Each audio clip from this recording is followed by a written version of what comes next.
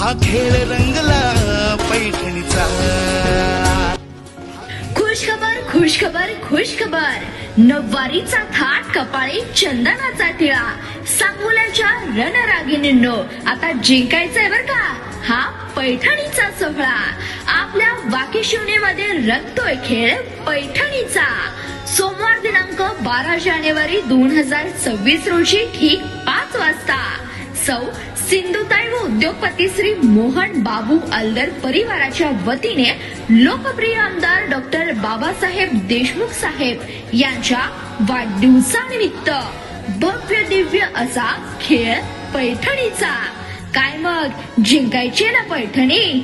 महाराष्ट्राचे लाडके भाऊजी क्रांतीनाना मळेगावकर प्रस्तुत न्यू होम मिनिस्टर खेळ पैठणीचा.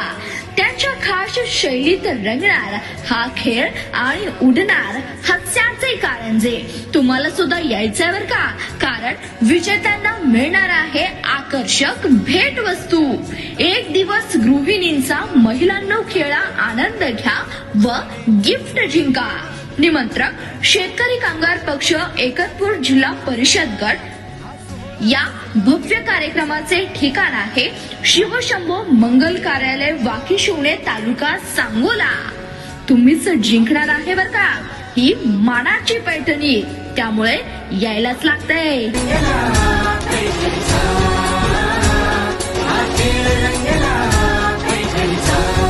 सांगोलीकर नमस्कार.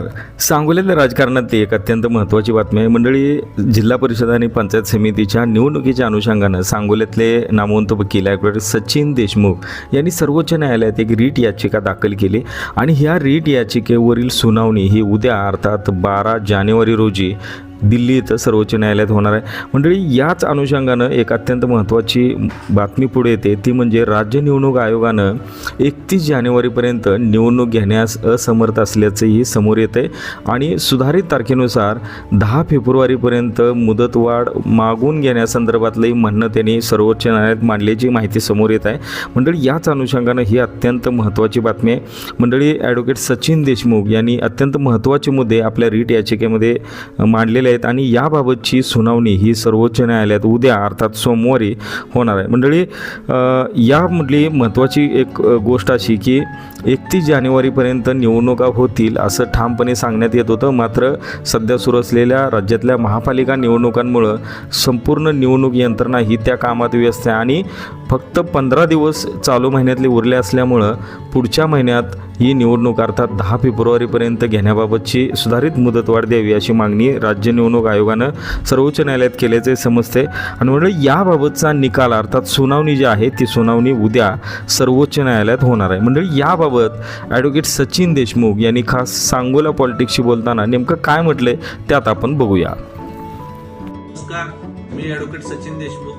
मी जिल्हा परिषद आणि पंचायत समितीच्या निवडणुकीच्या अनुषंगानं सुप्रीम कोर्टात 28/2026 ही याचिका दाखल केलेली आहे. ती याचिका ऍडमिट होऊन त्याची सुनावणी उद्या सोमवारी 12 तारखेला ठेवलेली आहे. या याचिकेमध्ये माझी अशी मागणी आहे की निवडणूक आयोगाने 1 जुलै 2025 ही कट ऑफ डेट ठेवून नवीन मतदारांसाठी रिस्ट्रिक्टेड केलं होतं. त्या अनुषंगानं माझं असं म्हणणं आहे की 1 जुलै 2025 ते 1 जानेवारी 2026 पर्यंत जे 9 मतदार वाढलेले आहेत त्या नवीन मतदारांना घेऊन ही निवडणूक जाहीर करावी.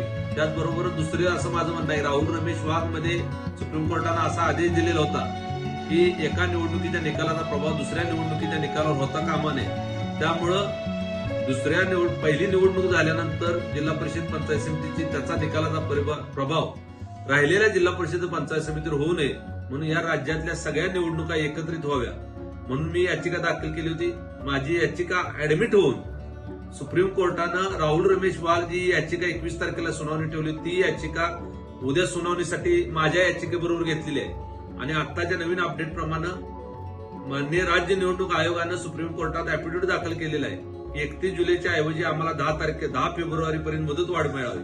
म्हणजेच माझं जे म्हणणं होतं की निवडणुका एकत्रित व्हाव्या आणि नवीन मतदार सहित व्हाव्यात, त्यामुळं या याचिका दोन्ही उद्या सुनावणीसाठी घेतल्या जातील आणि त्याची सुनावणी होईल.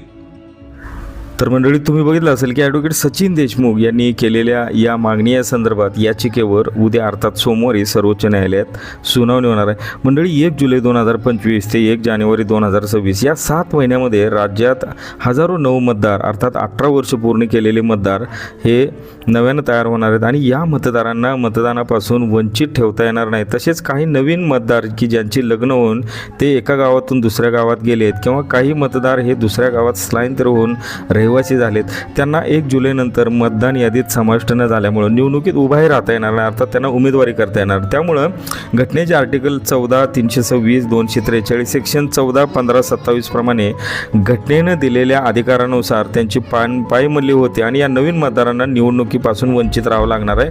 हाही मुद्दा त्यांनी या याचिकेमध्ये दाखल केलेला आहे. मंडळी, यावरची अंतिम सुनावणी ही उद्या अर्थात सोमवारी होणार आहे.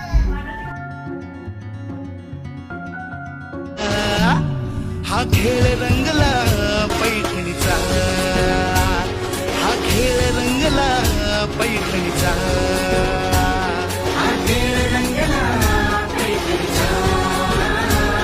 आपण सांगोला पॉलिटिक्स हे यूट्यूब चॅनल जर पहिल्यांदा पाहत असाल तर नक्की सबस्क्राईब करा आणि तालुक्यातील प्रत्येक बातम्या, ताज्या घडामोडी काही क्षणात जाणून घ्या.